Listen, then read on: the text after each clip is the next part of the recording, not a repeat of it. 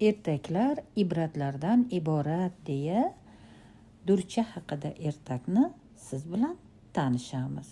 Bu ertakni Durcha yoki beg'ubor qizga sovg'a deb nomlasak ham bo'ladi. Bu ertakda qizlarimizda bo'ladigan xushmuomalalik, xushfe'llik va odob haqida fikr yuritiladi. Donolarimiz xushmuomalalik inson ko'rki, insonga bo'lgan samimiy mehr, muruvvat mezonidir deyishadi. Dono xalqimizda yana odob, muomala haqida juda ko'p maqollar bor. Keling shulardan bir nechasini yodga olaylik. Shirin so'z jon ozig'i. Inson odobi bilan, osmon oftobi bilan. Odobli o'g'il ko'kdagi yulduz, odobli qiz yoqadagi qunduz. Odobli farzand ota-onaning eng katta g'ururi. Yaxshi topib gapirar, yomon qopib gapirar. Odobning boshi til, odobsiz betga chopar. Siz bu ertak bilan tanishib, dili pokning ishi pok, dili pokning yo'li pok ekanligiga yana bir bor amin bo'lasiz. Demak, ertagimizni boshlaymiz. Durcha yoki beg'ubor qizga sovg'a. Birma xalq ertagi. Qadim zamonda bir kichik qishloqda beva xotin ikki qizi bilan birga yashar ekan. U qizlarning kattasini katta oy, kichigini esa kichik oy deb chaqirar ekan. Qizlarning ikkovi ham tug'ishgan opa-singil bo'lishiga qaramay, onasi kattasini kichigidan ko'ra ko'proq yaxshi ko'rar ekan. Bu onalarimizda bo'lgan biroz kamchiligi. Hamma farzandlarimizni teng ko'rib muomala qilsak, mana shunday xatoliklar ro'y bermasligi ham mumkin edi. Opa-singillar bir-biridan odobi bilan ajralib turar ekan. Kattasi qo'pol, badjahl, buning ustiga o'lgidek qizg'anchiq ekan. Kichigi esa uning aksi yoqimtoy, xushfe'l va ochiq ko'ngil ekan. Bir kuni onasi kichigoyni suv keltirgani qishloq chekkasidagi quduqqa yuboribdi. Kichigoy xo'p bo'ladi deganicha suvga ketibdi. U quduqqa kelib, chelagiga endi suv ola boshlagan ekan, birdan yonida juldur kiyimli gadoy kampir paydo bo'libdi. Aslida u sehrgar bo'lib, kichik oyning yuragini sinamoqchi bo'lib, uning oldiga kelgan ekan.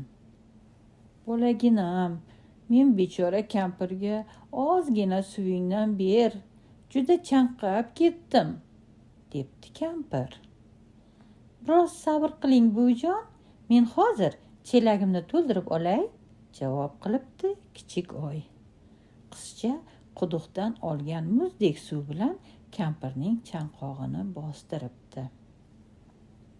"Sen yuragi pok, mehribon qiz ekansan, chirog'im", debdi kampir. "Suvni ichib bo'lib, shu xizmating uchun men senga bir yaxshilik inom etaman. Shu bugundan boshlab kulganingda og'zingdan dur yog'ilsin". Shunday debdi-yu ko'zdan g'oyib bo'libdi. Shu har gal kichik oy kulganda og'zidan dur to'kiladigan bo'libdi. Buni ko'rgan odamlar unga Ma-Pale, ya'ni Durcha deb ism qo'yib olishibdi. Opasi katta oy singlisi kichik oyni aldab-suldab bu qanday ro'y berganini bilib olibdi. Chunki u ham singlisidek bo'lishni juda istabdi. Kunlardan bir kun katta oy o'zi suv keltirgani quduqqa boribdi. Uning yoniga ham gadoy kampir kelib suv berishini so'rabdi. Lekin katta oy juda qizg'anchiq ekan. U singlisining gaplarini eslasa ham kampirga suv berishni xohlamabdi va qo'pollik bilan unga shunday debdi: duch kelgan isqirt gadoyga suv uzatishim qoluvdi. Qani, yaxshilikcha jo'nab qol, bo'lmasa adabingni berib qo'yaman. Sen badjahl, qizg'anchiq, qo'pol va toshbag'ir qiz ekansan. Buning ustiga baxil ham ekansan. O'z singlingga hasad qilasan. Ilohim, har gal kulganingda og'zingdan baqa chiqsin, deb qarg'abdi uni kampir. O'shandan beri bevaning katta qizini qishloqdagilar masxaralab Mabxapov, ya'ni baqacha deb chaqiradigan bo'lishibdi. Mana ko'rdingizmi? O'zi bu qizning xulqi yomon, muomalasi yo'q, gaplashib maza qilishmas edi. Eng asosiysi judayam qizg'anchiq edi. Endi esa hech kim unga yaqinlashishni ham xohlamaydi. Hatto sarlavhadagi uning ismini ham aytgim kelmadi. Buning uchun kitob muallifi Akmal Najmiddinovdan uzr so'rayman va muallifning she'riy xulosasini e'tiboringizga havola etaman. Oq ko'ngil bo'lgan inson, zavq shavqqa to'lgan inson, yaxshilik qilar doim, baxtiyor bo'lar har on. Kibr otin minganlar, shayton yo'lin tutganlar, yomonlik qilar bilib, birovning bag'rin tilib. Yaxshilikka mukofot, yomonlikka jazo bor. Qaysi birisi a'lo, do'stim o'zing tanlab ol.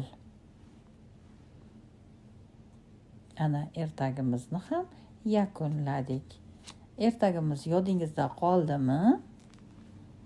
Agar uni mustahkamlamoqchi bo'lsak, mana bu quyidagi savollarga javob beramiz.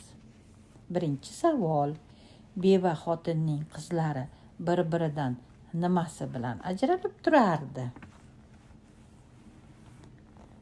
Ana diqqat bilan eshitgan tinglovchilarimiz javobini tezda topishdi. Opa-singillar bir-biridan odobi bilan ajralib turar ekan. Endi uni har biriga alohida ta'rif berishingiz ham mumkin. Ikkinchi savol: Kichik-oy qayerda gado kampirni ko'rib qoldi? Demak, Kichik-oy quduqdan suv olishga borganda gado kampirni ko'rib qoldi. Gadoy kampirni ko'rib qoldi. Uchinchi savol: nima sababdan u kampirga yordam berdi? Demak, u mehribon, rahmdil bo'lgani uchun, yana ham kampirning suvsaganini, chanqab ketdim deb undan yordam so'ragani uchun, albatta uni ko'ngli pok, yuragi pok bo'lgani uchun, mehribon bo'lgani uchun unga yordam berdi. To'rtinchi savol: Kichik-oyga kampir qaysi xislati uchun hadya berdi?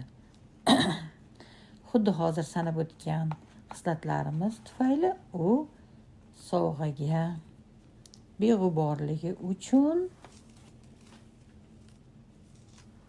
qizga sovg'a berdi. To'g'rimi? Keyingi savolimizni o'qiymiz.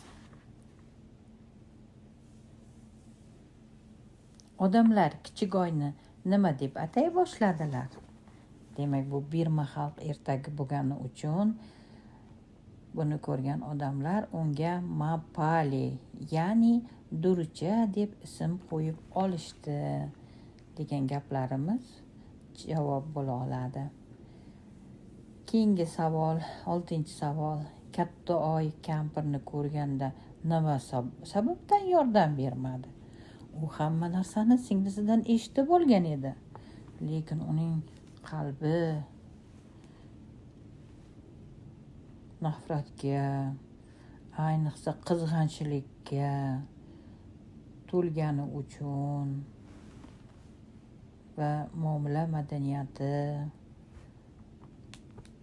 xulqi yomonligi tufayli unga vatfelligi uchun qo'pollik qildi, yordam ham bermadi. Va oxirgi savolimiz 7-si. Katta oyni kampir qaysi xislati uchun qarg'adi va odamlar uni nima deb atay boshladi? Demak, sen badjahl, qizg'anchiq, qo'pol va toshbag'ir qiz ekansan. Buning ustiga baxil ham ekansan. O'z singlingga hasad qilasan. Ilohim, har gal kulganingda og'zingdan baqa chiqsin deb qarg'adi bolajonlar. Ana endi o'shandan beri bevaning katta qizini qishloqdagilar masxaralab mabha-po'y, ya'ni Birma xalqining tilida aytiladigan, ya'ni baqacha deb chaqiradigan bo'lishibdi. Ko'ryapsizmi, qizaloqlarim, go'zal qizlarim, siz bu ertakdan o'zingizga ibrat oling. Albatta qizlarimiz durchadan ibrat olishlarini xohlaymiz va yaxshi nom olib, oilaning ko'rki, ota-onasining faxri bo'lib yurishini tilab qolamiz. Xato qilishdan Allohning o'zi asrasin deb siz bilan xayrlashaman. Sog' bo'ling, salomat bo'ling.